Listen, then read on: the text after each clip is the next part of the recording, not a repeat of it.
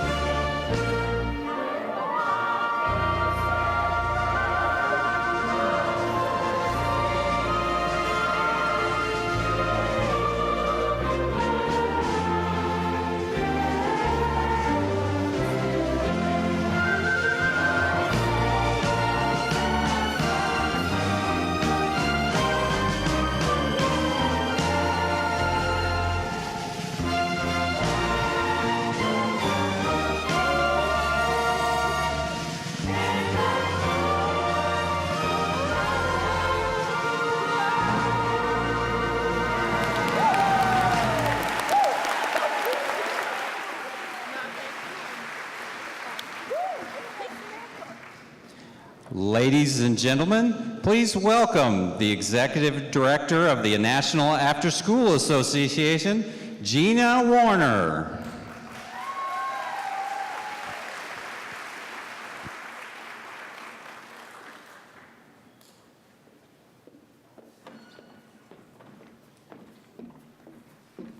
Good morning. Can we have another round of applause for those beautiful and talented kids?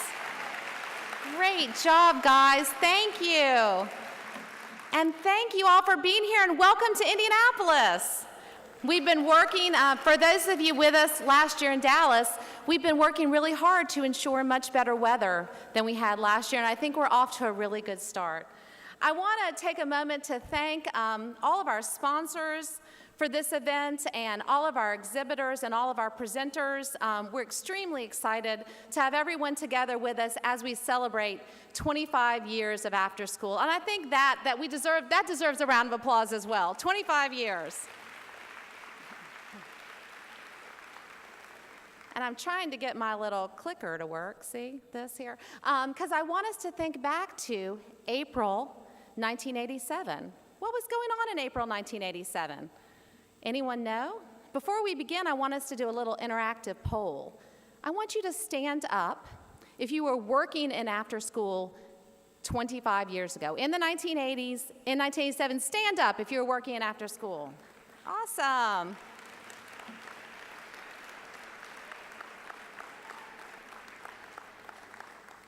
And now I want you to stand up if you were in an after school program in the 1980s. Stand up. Come on. Stand up, Adrian. Come on. All right. Now I want you, and this is going to be the really tough one for many of us, I want you to stand up if you were born in the 1980s or after. I know. It's painful for some of us to watch, but it's extremely exciting to see the diversity that we have in our field and to know that we truly are bringing together generations to work together to ensure a positive future for future generations. I want to take a second to recognize some very special guests that we have with us. Some culinary students from Ivy Tech, a local community college. Can you guys wave? And you'll hear later in the show about why it's important and why they're here with us, as well as some students from Second Helpings, a local culinary training program as well. So you all give a hand. Thank you. All right, so you've been thinking about the 1980s, right? April 1987. IBM introduced this very handy, compact computer that was going to solve all of our word processing needs. Now, I know those of you who stood up in the third group, you don't know what the words word processing mean, but boy, this was going to make all our lives easier, this beautiful thing right here. So it's March Madness, even though it's April still, right? Last night of March Madness. Who was in the Final Four? Yeah, Syracuse. I mean, they're not in it still, right? But they were in the Final Four, 1987 this year as well. Here's the trivia question. Who knows who won the 1987 Men's Final Four? The Hoosiers, all right. I thought that was a great coincidence that we were in Indiana 25 years ago. Indiana won the Men's Final Four. That was a great thing. Huey Lewis and the News at the top of the music charts in April of 1987. Fox Television, now here's the real one. This is back when Fox just did a couple of TV shows. There was no Fox News, there was no Fox Sports. I know, again, you third group, that's hard for you to imagine. But they did a couple of The Simpsons, things like that. Well, they debuted a very humorous show about domestic life, Married with Children. Many of you remember Peg and Ted Bundy. Well, I got great news for you guys. Just like NAA, going strong 25 years later, so's Ed O'Neill, right? We changed our names. We used to be school-age child care. He used to be Ted Bundy. Now he's, what's his name? Jay Pritchett, right, still going strong on Modern Family. Well, that's all great news about 25 years, and that's what we're going to celebrate here. We're going to celebrate what got us here, what we're excited about, what we're proud of, and what we have to come in the next 25 years and beyond. At this moment, I want to introduce Barb Roth, the chair of the National After School Association Board of Directors. Let's give her a big hand.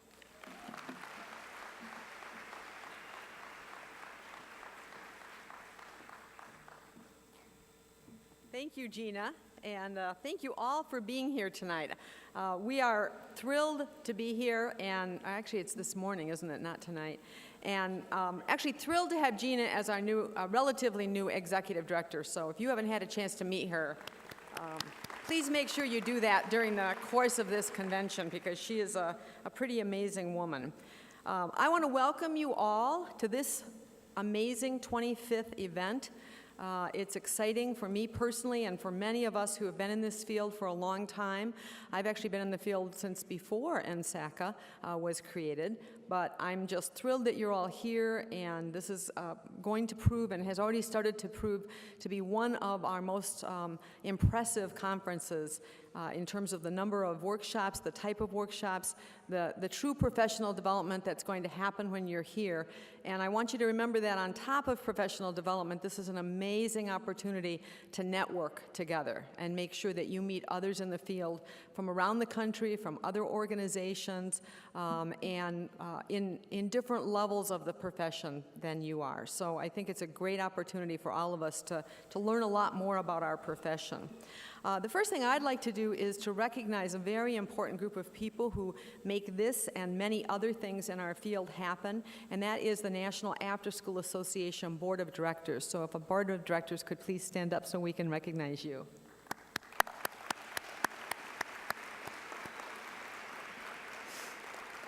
What you may not know is that this is what we like to call a working board of directors. So many boards of directors just meet in fancy places and make important decisions.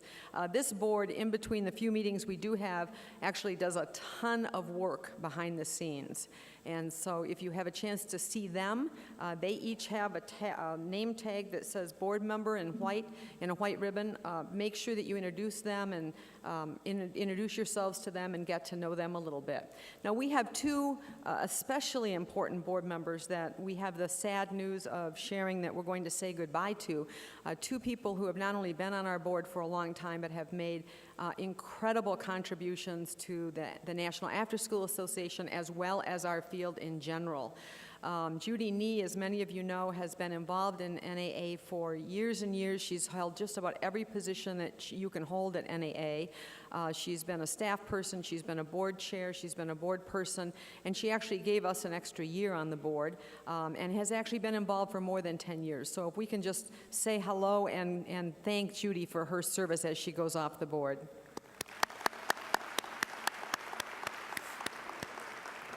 And my immediate predecessor as the board chair, Adrian Hogaterp, you may or may not know, was the board chair for 6 years, which is the longest term anyone ever committed to do this job as a volunteer. Adrian provided leadership and guidance to the board of directors and to the organization that was quite impressive and continues to be impressive. And this is Adrian's last official event as a board member. And I've already heard, as it was announced last year that I was a new board chair, I heard from several of you how disappointed you were that I would be up here and not Adrian, because we've all come to love Adrian's presentation, his amazing voice, and his presence. So let's say goodbye to Adrian as well.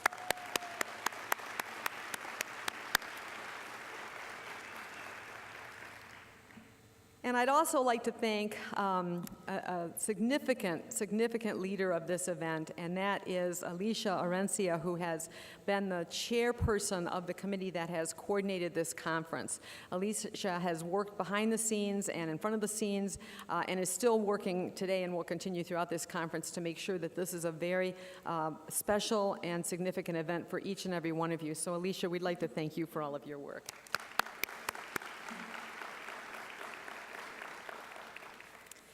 So I'd like to reflect for just a moment as well on NAA at 25. And as many of you, I know, you may have come into this field. In fact, you may still be wondering if this is your profession. When I came into this field, I tell people most of the jobs I've had in my career didn't exist, but I did come in. The first job I had was an after-school site director. I thought I was ready for that, and my first year on the job proved that I probably wasn't ready for it, but we got through, and I got the kids through alive, and I'm just happy today that I did, because I made every mistake that you can make in the book. At that time, I didn't think that after school would be a career for me. I thought it was just a summer job, and many of you started that way as well. And I encourage you, if you were that group that stood up, that were born since NAA started, to remember that this is a profession, this can be your career, and it is an incredibly rewarding one. And the role that we have as a profession and that NAA has in this world of discussions and debates about how we educate kids and how we support youth development, our profession makes a significant contribution and will continue to make a significant contribution. I kind of see the last 25 years developmentally as I would a child and a youth growing up. So NAA has, as an organization, been through its infancy. 25 years ago, when it was brand new, there were struggles. We were all in the process of building trust, as a young infant does. It was very exciting, and the word that comes to mind when we think about infants is adorable. And I know that some of the people in this room were around 25 years ago and probably wouldn't have seen NAA as adorable at that time, but it was pretty exciting to start a new organization. Through the toddler and preschool years, I'm sure there were many tantrums. There was significant growth and development. Lots of learning went on, as we see in preschool kids, and lots of preparation for the next level of learning. As NAA grew and became a school-ager, through those school-age years of 6 to 12, it became smart, it became eager, it ventured out, and it continued to make mistakes, because without mistakes, we don't learn. And through the middle school and teen years of NAA, lots of testing happened. It and us, all of us, learned a lot about ourselves. And we are now at 25 a young adult and ready to go fully into maturity and continue to make a difference in the world. And what I'd like to do is share just a couple of quotes. I contacted several people that I was pretty sure were around 25 years ago to ask them about what their memories were about the field 25 years ago. I did make a couple mistakes. I invited a couple of people to give me quotes who actually weren't out of high school or college yet 25 years ago, so I will apologize to them for thinking they were older than they actually are. I actually love a couple of these quotes. One is from the person in Michigan who's the director of early childhood and after-school programming for the State Department of Education in Michigan, which, by the way, 25 years ago, that position didn't exist. This person was teaching at a university 25 years ago and was a parent of 2 elementary school children. And she was a person who helped develop an after-school program through a Parks and Rec system through a committee, and as she says, horribly at that time called latchkey. We used to call after-school programming latchkey, even though kids didn't have to have latchkeys because they weren't going home alone, but that's what we called it.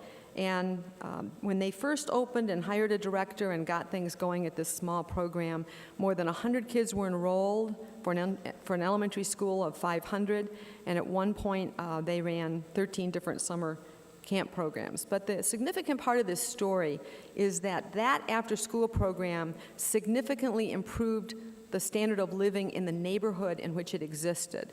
She said houses got very expensive because people wanted to move into this neighborhood because there was a high-quality after-school program. So it affected the economics of the community. Another person who I interviewed talked about, this was somebody actually from the Toledo YMCA, Sarah Otis, who's here, who's now the VP of Child Development Services, which I'm sure also didn't exist 25 years ago. For those of you who are young, you need to know that the career opportunities have just blossomed in the past 25 years. And Sarah shared that collecting fees and adventuring into third-party funding was definitely secondary to what they were trying to accomplish with kids. Lots of talent shows, playing board games, making bead necklaces, and reading good books out loud. And they were, for the first time, learning how to serve children who had special needs. I also loved the quote from Ellen Gannett, who I hope is here, who is at Wellesley College. And Wellesley College is where, in her words, what was then called NSACA was being incubated at Wellesley College. And people sat around at one point passing a basket to collect money to pay for the meals and snacks for the planners. And so we know that we have a strong history of people who are still involved. And the last quote that I have are some quotes, memories about NAA. And this comes from Jane Quinn, who was a VP for Community Schools for the Children's Aid Society in New York City. And she said she remembers going to the NAA conference 25 years ago, and it was back-to-back that spring with a Society for Research on Child Development conference. And she remembers thinking, we really need to get these two groups together. And indeed, through the years, NAA and the research community have definitely partnered and continued to work together. So I'd like to invite you to think about our past 25 years, be proud of our last 25 years, but perhaps more importantly, think about the next 25.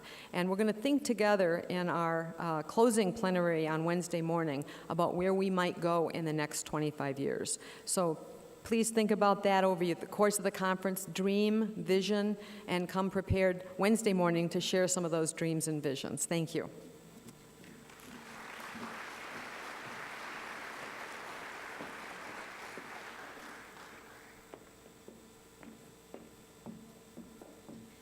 Thank you, Barb. And so the basketball fans backstage were telling me I need to get this group a little engaged. So let's hear it. We're going to have a little shout off here.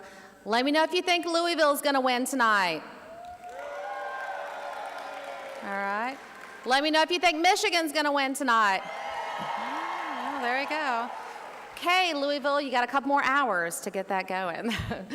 It's my pleasure now to introduce a very special young lady. Sierra Watley, one of the culinary students from Ivy Tech Community College, will be coming to the stage to introduce our very exciting keynote speaker. Sierra?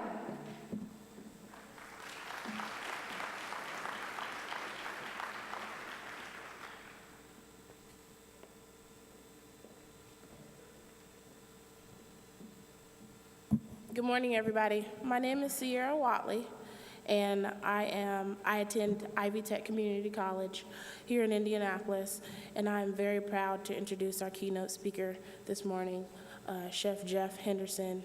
He has an amazing story to tell you guys and to motivate you, and I'll just let him continue that. Thank you. Finally tonight, our person of the week. He's an ex-convict who's the first to tell you he is not proud of his early years. But after turning his life around, he's cooked up a way to reach troubled young people and give them a chance. When I first went to prison, I pretty much felt that I was done. I was finished. And I blamed everyone for my shortcomings. But it wasn't until several years after my incarceration when I began to value education. I began to accept responsibility for my past, and that planted the seed for change.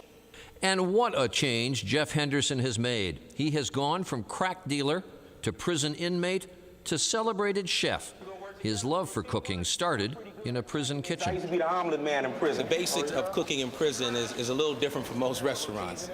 You don't have the 6-burner stoves or the saute pans. We made sure that we were putting out a great product, for the prison population. Food is one of the most important things to a person who is incarcerated.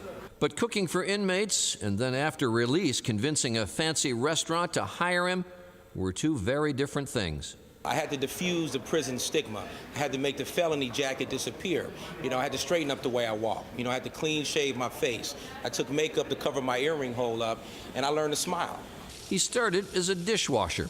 Eventually, a mentor at Caesar's Palace in Las Vegas took a chance on Jeff, and 4 years after getting out of prison, he was an executive chef at Caesar's. For many cooks, that might be enough. But Chef Jeff wanted more. He wrote a best-selling warts and all memoir, started a catering company, and is now the star of the Chef Jeff Project on the Food Network. With garlic, herb, It's potatoes. not your average cooking show. I'm gonna be your preacher, a chef, your father. I wanted to create a show that changes lives, inspires lives, and motivates lives through the power of food. That's what this Chef Jeff Project is about. I was able to take 6 young people who come from diverse backgrounds, gangs, drugs, homelessness, dysfunctional families, and create an opportunity for them. Does this look like what I showed you? If they all make it through Chef Jeff's 6-week culinary boot camp, he'll provide them with scholarships to a cooking school. You guys with me? Yes, sir. Prison saved my life. I was rescued from the streets. But I hope these young people can make the change in their life in society today without having to go to prison and take that journey that I had to take. But Chef Jeff hasn't forgotten his brothers still inside. There's a lot of people who've been to prison who's successful out there. They just don't talk about it. I talk about it. I know for the rest of my life that I'll be giving back, trying to fix the wrong. I'm not proud of what I've done in my former life. Today, I do truly believe that it's my responsibility. Tears a day, huh? But it's also my passion. Besides cooking, I truly believe it's my calling to touch the lives of people who feel they have no hope or have no potential to be successful. And so we choose Jeff Henderson. He told us his favorite dish to cook and eat is something he calls friendly fried chicken. The name of his mentor in prison, by the way, another inmate, was Friendly Womack.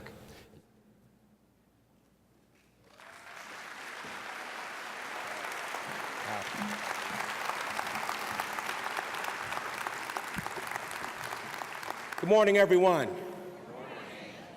Come on now. Good morning, everyone. All right, this isn't Las Vegas where I live, so I know you guys wasn't partying last night. Yeah, I didn't know if I was going to have to bring out the Dougie or something to get everybody a little bit more motivated. But first of all, I want to say that I'm extremely honored to be here for the After School Association. Never in a million years would I would have ever imagined speaking and valuing what you all do. And to be here, to be chosen by the board as a keynote speaker for the 25-year anniversary is extremely an honor. But I want to pass that honor really to the trailblazers of folks who stood up earlier that been in this business of uplifting and providing opportunities and sometimes second chances to so many young people in various organizations throughout this country.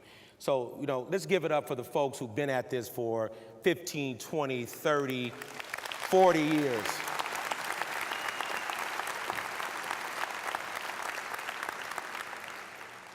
I'm 48 years old, and, I remember back when I was a kid growing up in South Central Los Angeles and San Diego, from elementary school up through junior high school, where it was the YMCA, it was the Boys Club, it was the Big Brother, Big Sister organization that really tried to influence me, which they did in many, many different ways, where after-school programs became the clubhouse. It became the second home after school before we went home. It was the after-school programs where we got the fruit, we got the praise, we got the after-school tutoring, and kept us off the streets, many of us off the streets, and allowed us to hang out there until we were able to go home.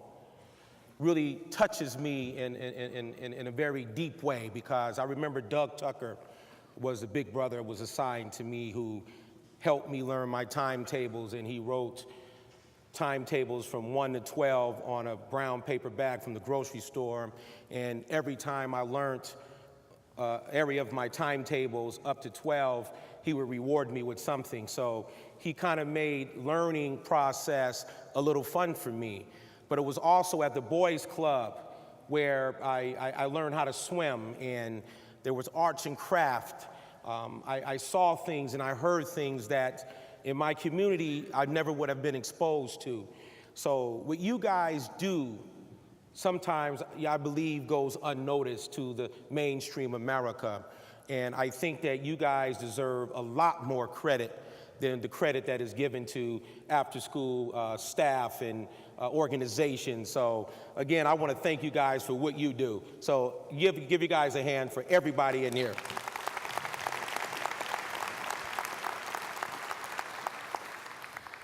My talk today is really not a speech.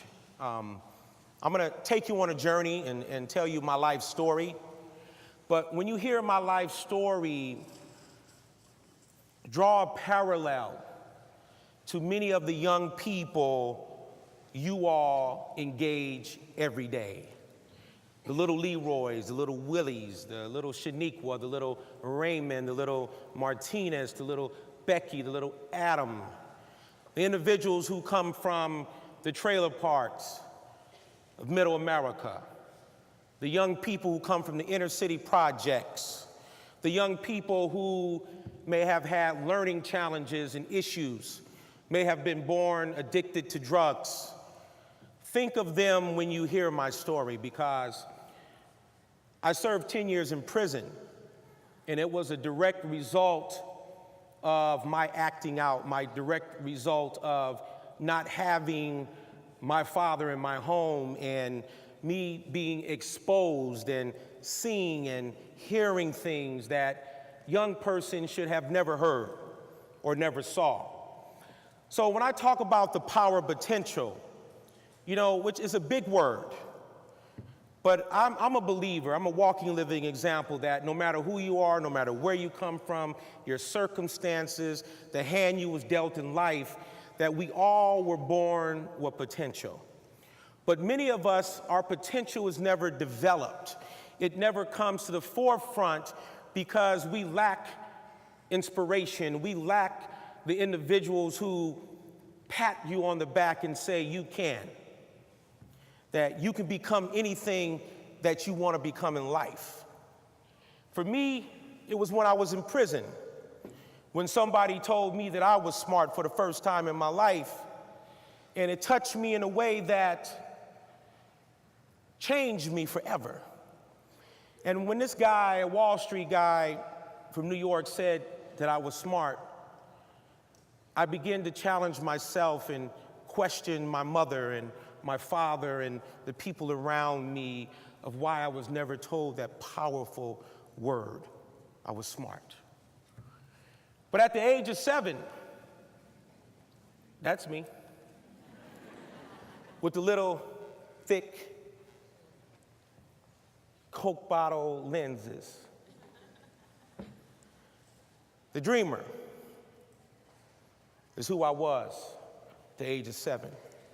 You see, when you're born into poverty and you're born into adverse circumstances, sometimes you only have a dream. And that dream allows you to see things and imagine things that are outside of your realm or outside of your reach. And as a little boy who was bused to school every day in South Central Los Angeles, where the bus route went through the suburbs, who looked out the window with those thick glasses and saw the American dream, who saw the houses on the hill with the white picket fence, who saw the families coming out of the front door, getting in their vehicles, going to work and dropping the kids off at school, and who had the big backyards with big trees on quiet streets, who had the swimming pools in the backyard and the basketball hoop over the garage door. It was those houses who had the fancy double-door refrigerators, were those young kids who come from privileged backgrounds who had choices for breakfast, lunch, and dinner. It was the mothers who had the Maytag washing machine and dryers, the ones who we never saw at the local laundromats on Friday nights when we went down there with mama and we had to sometimes fight over a dryer or wash machine and scrape up quarters to do laundry. Well, that was my American dream. That was my aha moment as a young boy, that I made a decision at that age that I wanted to live the dream. And I wanted better for my mother. I wanted better for my sister. I wanted a better life for myself. I wanted that house for my mother. I wanted the double-door refrigerator where my sister and I could wake up in the morning and have choices for breakfast, lunch, and dinner. I wanted that cookie jar. I wanted that fruit bowl in the middle of the table. So when we go out to school, we can grab a piece of fruit, and we had orange juice in the morning and milk and several cereals to choose from. That's the reality of many young people who go to after-school programs, who are on the free lunch program, the free breakfast program, hunger. For whatever reason that we joined these, our parents put us in these programs, whatever that particular reason was. My grandmother and my grandfather were very instrumental in my life, like they're most instrumental in the young people that you deal with every day. It was my grandmother who taught family values, who taught me to be respectful, who taught me to smile as a little boy, who always believed in me when no one else did. So when they said I was bad little Jeffrey, little hardhead, that's what they used to call me, because I would never listen and I would talk so much in school and get in trouble and get kicked out and failed all the way through school, because I was one of the little kids who was hurt internally by seeing all the other kids in school who were smart being praised by the principal, and they were earning ribbons and little gold, silver, and blue stars. Imagine the young people you deal with every day who never got the pats on the back, who never earned a ribbon or got a star. How that impacts the self-esteem of young people when you're never praised. You see, my teacher wasn't culturally intelligent. She couldn't connect to me. She couldn't connect to many young people who come from urban and inner city communities. Not taking anything from Mrs. Scarborough, but she couldn't connect the American dream to education. And see, that's the challenge that we have with our young people today. I met with a bunch of young, beautiful, brilliant young people from the YMCA today. They all had dreams. One little girl said, "I want to be rich." And that's what I said when I was young. I wanted to be rich so I could help my mother. But many times we don't connect the traits, the strategies, the roadmap to build wealth, to get the house on the hill with the white picket fence. So when you can't connect mathematics, history, social science, and English to money, which drives young people, as young kids this age already talking about making money, because they understand that's something that we don't have in those resources. It was my grandfather. I came from 4 generations of entrepreneurs who had me cleaning toilets at 7, 8, 9 years old with his janitorial business, changing fluorescent light bulbs. I learned from him indirectly the importance of being to work on time, the importance of hustling, the importance of working hard and working fast. I watched my grandfather negotiate business deals with clients in Beverly Hills where he cleaned their bakeries and their delicatessens. He never said, "Son, listen to me and let me show you how business people communicate." He taught me indirectly. I was a listener. But my grandfather also taught me how to steal.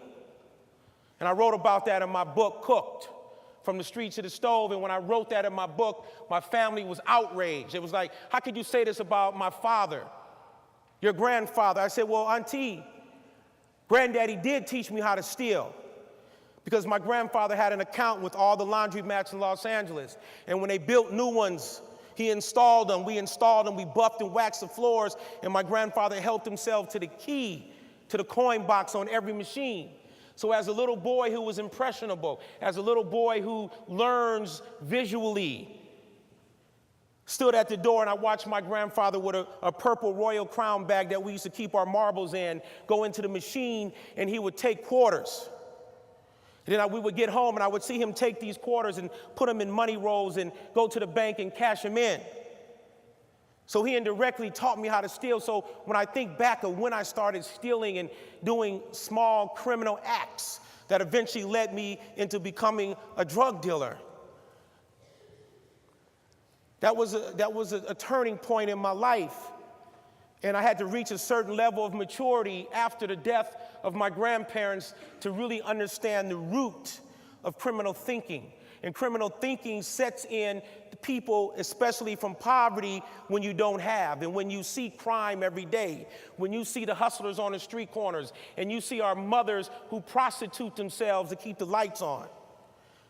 When we see our mothers in multiple relationships and different men coming to our houses, sitting on a sofa with our mother, and then the next morning, mama has money in her pockets. How does that impact young boys and young girls?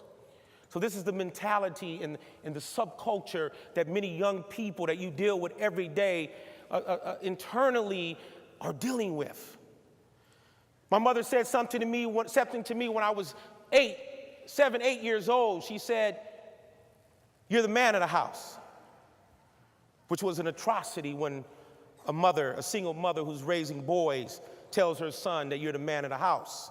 And when a mother tells her son you're the man of the house, that gives you a call to action, a sense of responsibility, because we understand the relationship that a young boy has with his mother. That umbilical cord is unbreakable. It can never be untied. We do anything to help our mothers. That's just what boys do for their moms. So when I saw my mother struggling and coming home, drinking herself to sleep at night, I took a newspaper route, became #1 newspaper boy. I was on a candy selling crew where I would go out and I would sell candy. These guys would come down into the neighborhood in these white vans and take all the young homeboys to the suburbs, and we would sell fancy chocolates, and we would win prizes to Six Flags and backpacks and different things like that. So I developed some skills early on, which fueled my addiction to money. Poverty is connected to money, which create an addiction. And when you have blinders on and you have tunnel vision and you have a narrow vision and you only see it from the experiences and learn that you have in your community, that hustler mentality sets in, that I gotta help my mother by any means necessary. And by the age of 19, I became a millionaire crack cocaine dealer. And it's not something that I'm proud of, but this is my story. And in order for you to know me and you have to hear me, and you have to understand how I became the monster that I was as a teenager. I never used drugs in my life. I've never drank alcohol, smoked marijuana, never done cocaine. It was strictly a business. That I had business traits. I had gifted gab. I was a gab master. I understood words early on. I understood how to communicate and sell from my grandfather, my newspaper business, and my candy business as a little boy, so I knew how to sell. I had a vision because I saw wealth on the school bus driving through those neighborhoods. So I was able to visualize wealth. I was able to visualize one day I can get that house for my mom, the washing machine and dryer, the cookie jar, all those different things. I was an executor. Anything I set my mind to, young people set their minds to, I was able to execute. I was able to follow through. I was an analyst. I studied people. I watched people. When I became the #1 drug dealer in San Diego, I'm not proud of, I cornered the market out there because I understood the importance of building strategic relationships. I understood marketing. I understood branding. But I had a bad product. And that product led me to prison, where I spent nearly 10 years of my life. You see, it's the gadgets and the trinkets that our young people value, because that's what we see in the neighborhood. That's what we see our mothers value: the gold chains, the high-priced tennis shoes, the fancy knockoff handbags.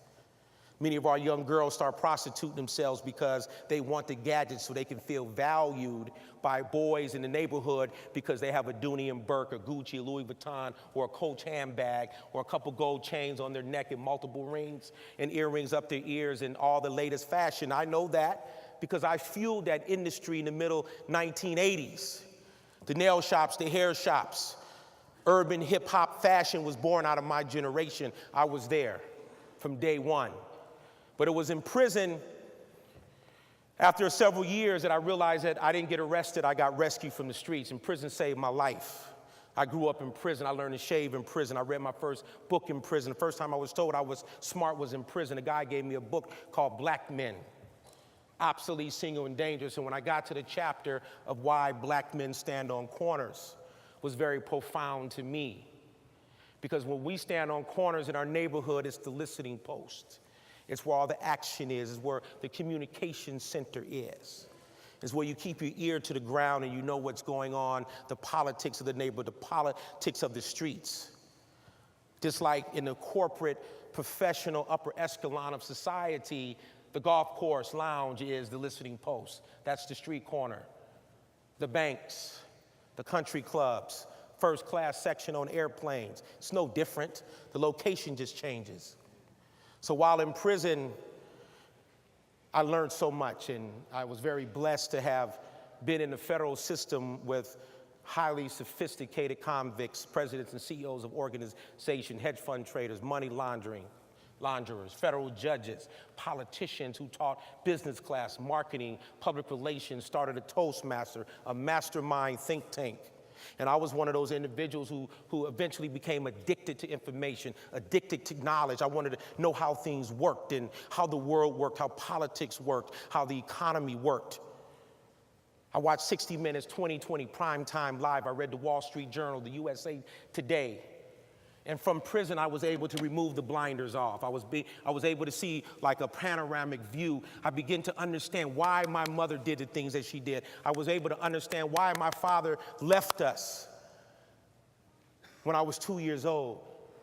Because my grandfather never gave him the tools of manhood. He never taught my father the things necessary to give him the self-esteem and the self-pride that he had the potential to be anything and everything that he wanted to be in life. So my father couldn't give me what my father didn't give him. He couldn't be what he didn't know.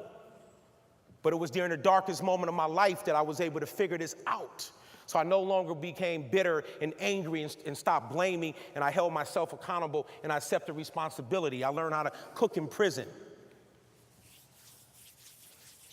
I lost my job on a Cadillac crew with the Wall Street guys because I started hanging around them because they were feeding me something that I never was fed before. And I realized then at that point the difference between the have and the have-nots, the ones who live in the suburbs, the ones who live in inner city communities. The only difference between them and us is information, is knowledge, is access. It's the ability to execute, the ability to change. So it was in prison when I earned my GED. It took me 3.5 years, and I had a new dream that one day I'm going to become a chef. People begin to praise me for my food. I turned federal prison, I call it federal university. I'm getting a class ring made that says felony federal university, because when I visit prisons and juvenile facilities around the country, I tell young people and old people in prison, just because you're locked up doesn't mean it's the end of your life.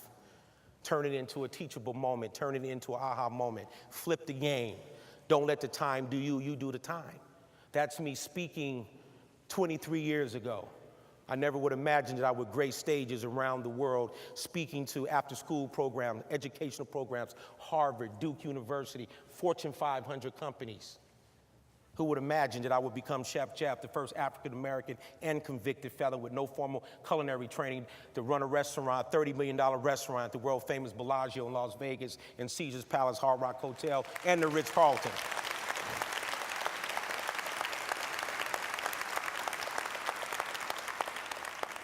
I'm not boasting, but let me tell you something. I'm proud of myself. And I'm proud of me, and I had to learn how to pat my own self on the back and do self-praise, and this is what I tell young people. You may not always get the pats on the back.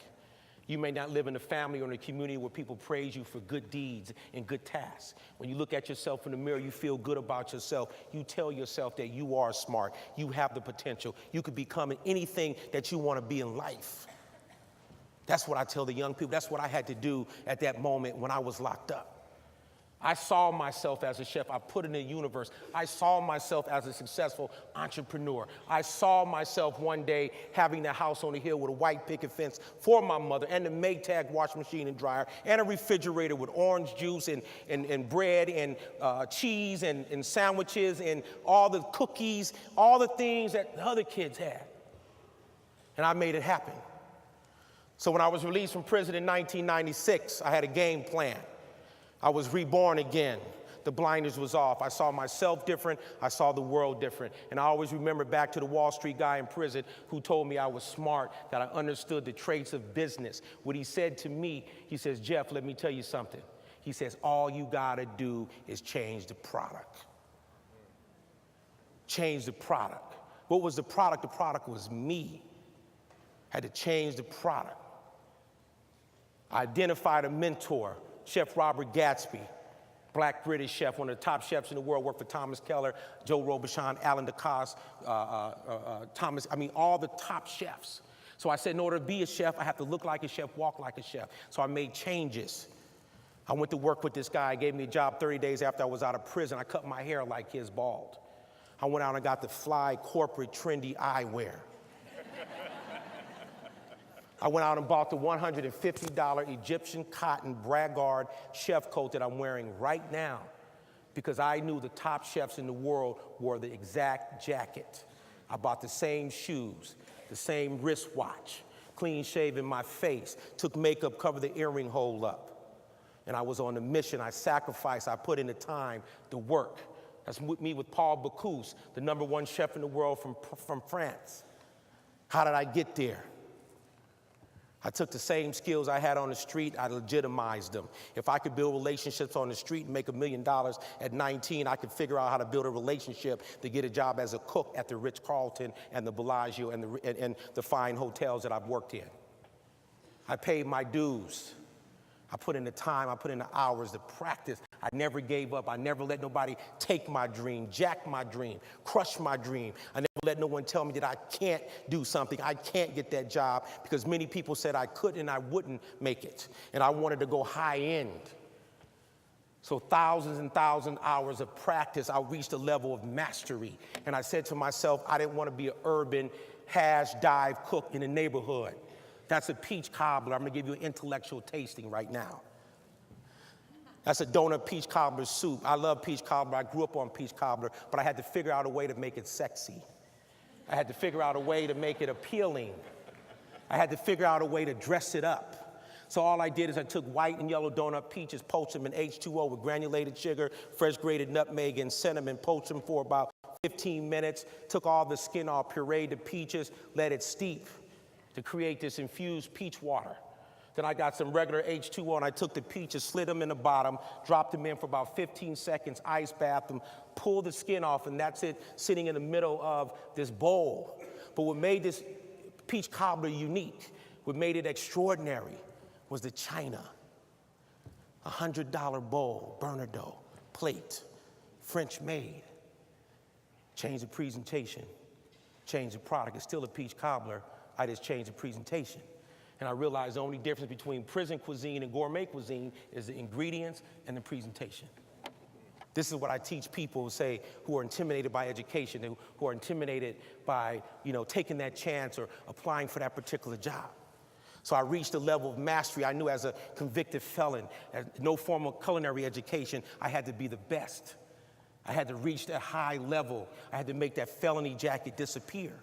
And one of my biggest corporate challenges was walking off the streets, into prison, out of prison, into the corporate food world.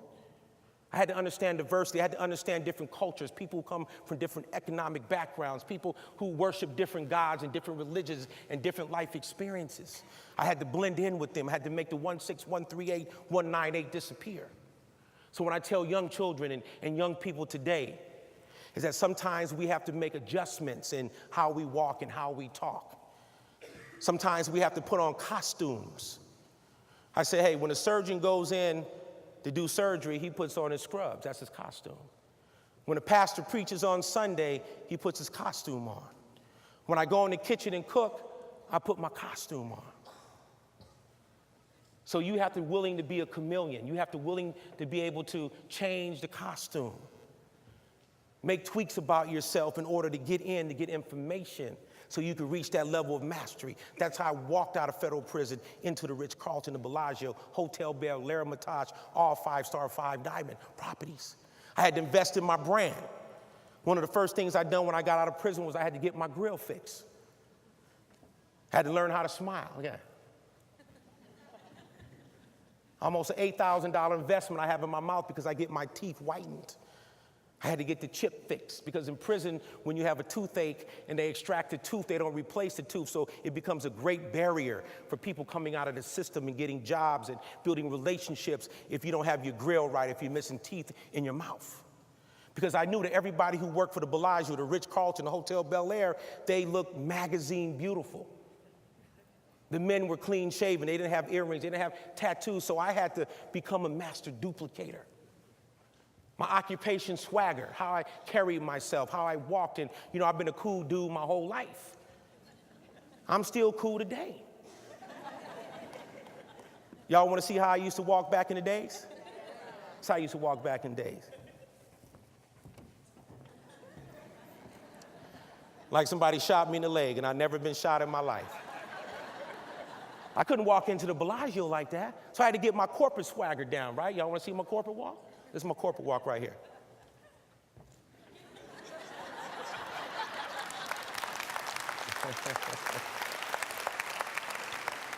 Practice makes perfect. So I studied the best. When I was on the street, I studied the best drug dealers. I studied their strengths, their weaknesses, how they had relationships, how they conducted themselves, the product they sold, how they moved it, how they transported it, how they had these relationships, how they communicated. I did the same thing with the chefs. I studied the best in the game. I studied the culture in the best hotels and the best restaurants. That's how I became the executive chef at Cafe Bellagio, managing 70 employees, went from managing convicts serving life in prison for murder, drugs, mafia people in a prison kitchen to one of the most beloved hotels in Las Vegas. That's me with some of the top chefs in the world, Julio Serrano, Picasso, Wolfgang von Wieser, the Four Seasons, pastry chef, world champion, John Philippe Murray. That's the homeboy right up there in the corner. Yeah. I got there because I wanted it bad. And I started to believe in myself. So when I talk to young people, one of the keys to personal transformation is love of self. So when I studied history in prison, for the first time in my life, the prison jailhouse scholars told me about the historical achievements and contributions that men who look like me made in America and around the world. So it made me be proud of who I was. It made me look straight and stand up strong and be able to look every man and every woman in the eyes. It made me realize that we're all the same. We all put our pants on the same way, one leg at a time. So the third chapter of my life, after I finally got the job at the Bellagio, it took me 3.5 years and changed my walk 3.5 times. And I finally got the job. Oprah Winfrey told me 5 years ago when I was on her show, she said, Jeff, it's never too late. It's never too late until you take your last breath. Doesn't matter how old you are. Doesn't matter what you did. Doesn't matter where you came from. Doesn't matter what hand you was dealt in life. Doesn't matter what poor choices you made, because we all made poor choices. Everyone in this room have done something in their life that they're not proud of. They wish they can go back and turn around, because we're infallible human beings. No one's perfect. But what is key is that you learn from your mistakes. And that's what I was able to do. And I wrote a book called Cook from the Streets to the Stove, my journey. And went on the Oprah Winfrey show. I was nervous, and I speak in front of thousands of people every month, and I'm never nervous. I mean, this isn't prison, and you guys aren't bad folks up in here, so I'm not worried about nobody jumping on me. But when I went on the show, I was nervous, and I sweated, and I paced. And as you notice, I paced the stage, and I always tell the camera people in the back that you'll have whiplash when I talk, because this is a habit that in prison, how I got exercise is walking in a cell, pacing back and forth, and having self-talk. Sometimes when you don't have anyone to talk to, you have self-talk, and you run things through your head, and you figure things out in your head while you walk and while you pace. And this is why I pace the stage when I walk. I don't stand still much, and I talk a lot. I always was a talker. Like 4 or 5 of the kids today love to talk. And sometimes when I was a little boy, they said, shut your mouth. Here come that little Jeffrey with that mouth of his. But see, the people around me, they were narrow visionaries. They didn't see the potential that one day I could grace stages and teach and talk and educate and use this mouth to make a living and feed my children and my family.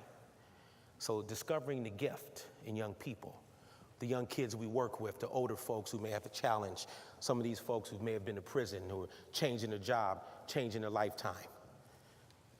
You see, there's a difference between passion and a gift. You see, when you're passionate about something, it's something that you love to do. But it doesn't necessarily mean that that's what you were born to do. I love to sing, and I can't sing, but I'm passionate about it. I love to golf, and I can't golf, but I'm passionate about it. A gift is something that you do at a very high level with the least amount of effort. The least amount of effort. So when you see the young people come into the Y, the after-school programs, the boys club, whoever organization you're with, look for that gift. How do we play to their strength and not put so much effort, money, and time behind their weaknesses? Marcus Buckingham is a hero of mine and a friend, and he's a strength-based guru, worked for Gallup for 18 years studying the world's most effective leaders and managers. And he said it best. He says, when young kids come home with the report card, we zoom right in on the grades they're failing in, and we don't worry about the A's and the B's because we figure they're good at, that's what they do. But these are areas that they just may not be passionate about. So how do we manage around where they're failing and put all the emphasis on what they do well? You see, how do we connect money to education? So when a young kid doesn't want to do math or English or social studies, connect money to it.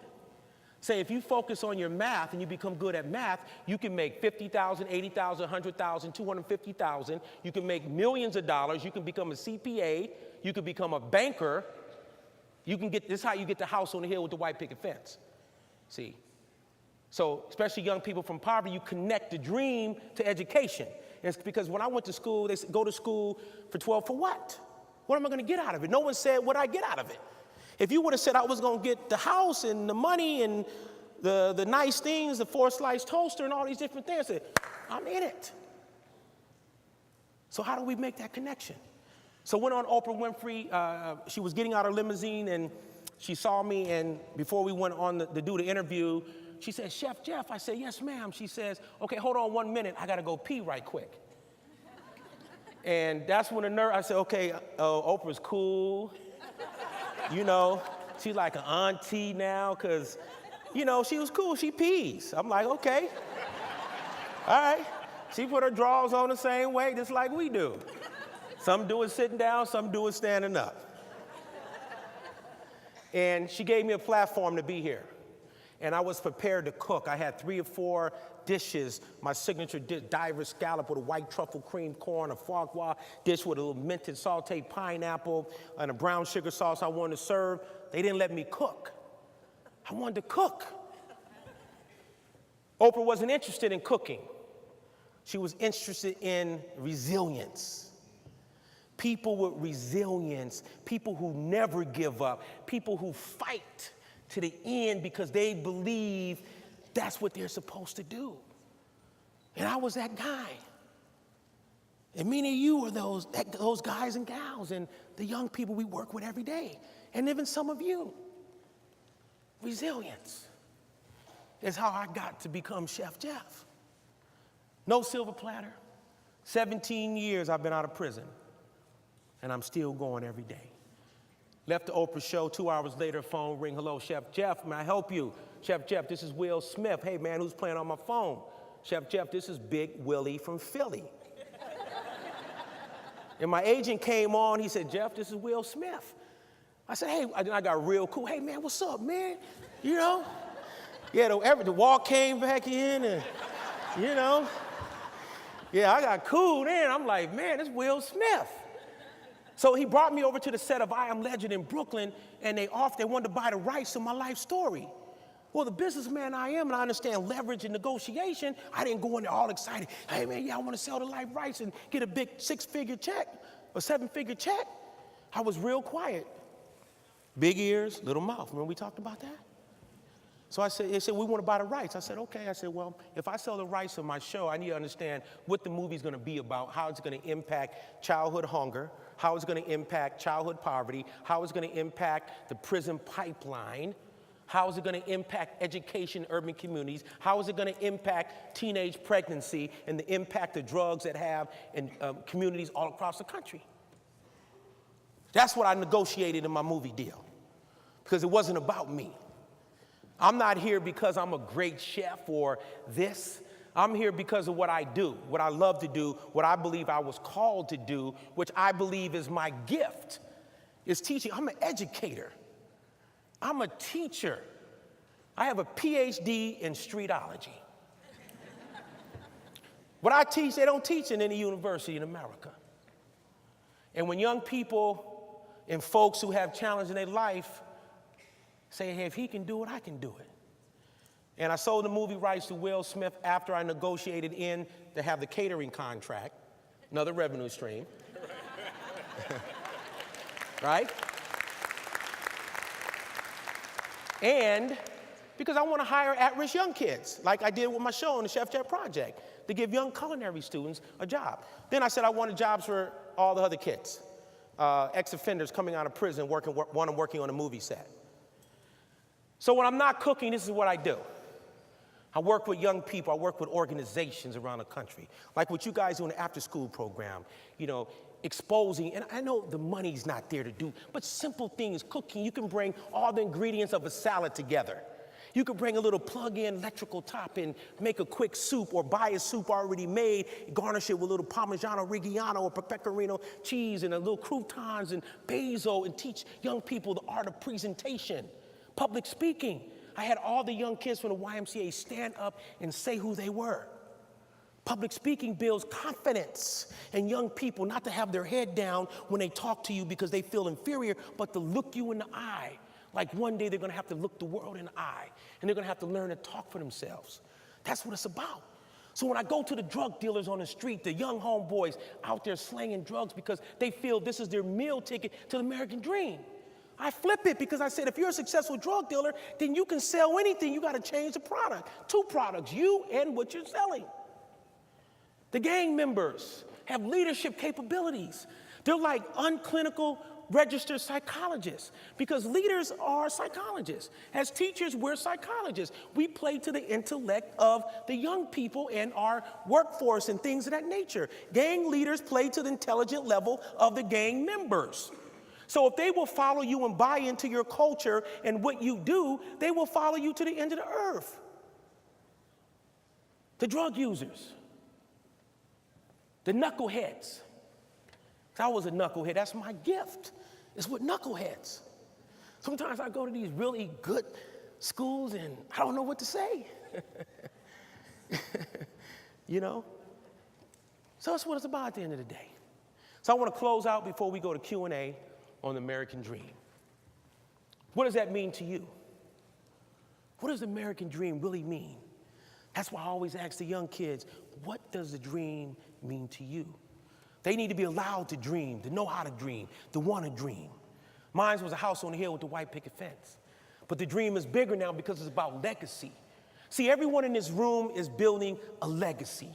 Every person, every young person's lives that everybody in this room touches, those kids have the potential for greatness. And you know what? You may never know. Like Miss Scarborough and Miss Sturkey, my old teachers, may never know that I'm on this stage and I'm on television and I have books and I have a movie deal. But you know what? I speak their name around the world. And their legacy is living and will live on like your legacy of the young people's lives that you touch every day. You guys are in a powerful position to break the cycles in families and community, to instill self-pride and self-love in these young people. And maybe some of these young kids will go home and inspire their own parents who have the blinders on to begin to see life in themselves different in those blinders to come off. I know what you're faced with. So one of the things that's most important to me that really defines me, that my work and my life was not in vain, is when I go home to my family, my wife and 5 children, and I wake up in the morning and my children come in my bedroom and they say something I never said in my life. And many of you have never said in your life. That means so much to me. Simple word. Good morning, mommy, and good morning, daddy. God, that's powerful. And it makes me feel good that when my babies go down to the refrigerator, it's mandatory. You would never, ever not see orange juice or bread in my house. Never. Or a few little cookies, like my grandmother, who had the only cookie jar in our family in the kitchen. That's my legacy, that my children one day in the young people's lives I touch across this country, we're able to say my father wasn't just some crack dealer, ex-convict, convicted felon. And my father was a great man. He changed his life. He's helping other people. He's paying it forward. He's giving it back. And I'm proud of who I am. I love the life that I live. And I just wish that I figured this out early. And that's my American dream. God bless you guys. Thank you so much for what you do. Thank you.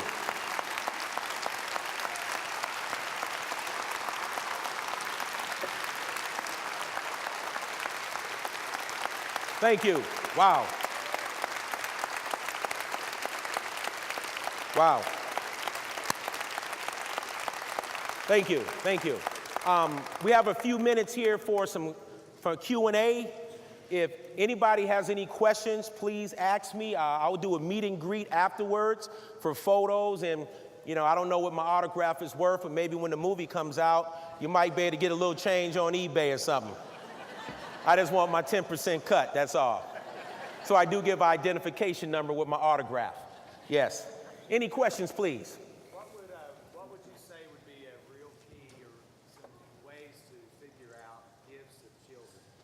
You talked about a gift is something that you do with little effort that you're really good at. But for young children, what's something we can do to help children recognize their gifts early on? Okay, the question was, what can we do and how do we identify and recognize the gift of the young people we work with? Simple. Observation, for one. Study and watch. Second, cultural intelligence.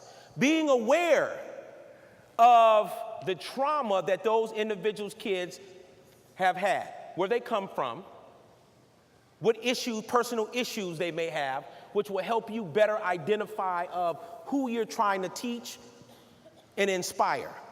Number 3, exposure. When you expose kids to something different they never saw, experienced, or heard, they act different. And then step back and you study them. Like today, the young kids came here. I was upstairs in the conference room from the YMCA. They'd never been here before. They was excited to be in a room of a bunch of people. They were talking, they were singing, they were doing everything. One little girl said, I want to be rich. The other kid said, I get in trouble because I talk too much.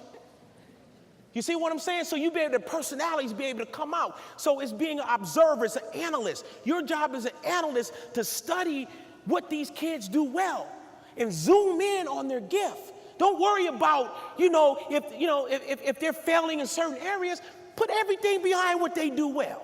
I don't care if it's painting, I don't care if it's dancing, I don't care if it's singing, I don't care what it is. As long as it's positive and it makes them feel good about who they are. And those little boys up there, every one of them, I said, when they came up to me, I said, come here, son. Because you know what, the first time I ever was called son in my life was in prison, where older men called me son. That means a lot to a little. I call my sons all the time. I hope those 4 takeaways was good for you, sir. Next question. Yes, ma'am. You mentioned that the only thing that you regret is that you wish you had got it earlier. How can we help our children get it that are in those circumstances that don't look outside? I mean, they look outside and that's all they see. How can we help them build that dream and to get it before it's too late? I might get in trouble with what I'm about to say, but I'm going to say it anyway, because I keep it real. In order to change the thinking, the motivation, the behaviors of young people, we gotta get the mamas, the daddies, and the grandmas to play a role in what you do every day. So if that means dangling the county check, the Section 8, the benefits, making it mandatory that parents put in community service hours every week to come help you do what you do, right? Because if we teach the kids to eat healthy, if we teach the kids how to make something that seems stupid to the parents and the parents discourage that, what does that do? That crushes the dream of the kids. So if we tell the kids you gotta eat vegetables, you gotta eat healthier because you don't wanna be obese and it gives you more energy when you eat healthy, but the mother is frying chicken every day or going out giving the kids candy and soda pops and nacho cheese Dorito chips, it defeats the purpose of what you do. So the parents have to buy in. The parents have to invest time, labor, energy, and effort into raising their kids. You guys aren't their mother. You are a support system. So if you don't put your community service time in, if they don't come in once a week or twice a month or whatever they're supposed to do, you know what? Then how about we cut a little something? I bet they get some Mac right then. Thank you guys very much. My name is Chef Jeff. I approve this message. Thank you so much, please. Thank you so much. All right. Thank you. Thank you, Chef Jeff. You know, we could not have found a more perfect speaker for our 25th celebration because, I know.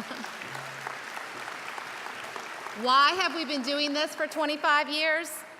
This is going to be our new tagline, because we believe in the power of potential. Why will we keep doing this for 25 more years? Because we believe in the power of potential. We believe in the power of potential in the young people we see every day. So thank you, Chef Jeff. He's not going anywhere. You can meet him at the NAA booth. You can ask him questions. He might tell you how to make that Friendly's fried chicken. I don't know, but it's just wonderful. Right now, we're moving into the exhibit hall, where we're providing you with a wonderful free lunch. Want you to interact with our exhibitors, and I want to just say very quickly, I'm wearing this lovely sticker that I'm sure you can't see, but it says I'm committed to healthy out-of-school time. He talks about the double-door refrigerator. We know that's not the reality for some of the kids that we work with. We have an obligation, opportunity to teach them how to lead healthier lives, how to eat healthy, how to move more. Stop by the YMCA booth, sign up our pledge, be a part of those of us working to use the after-school times to improve the health outcomes for our kids. Thank you for being here. We'll see you again tonight at the 80s party. Don't forget to come in costume. If you're not in costume, don't forget to come and have a good time listening to the music. Thank you.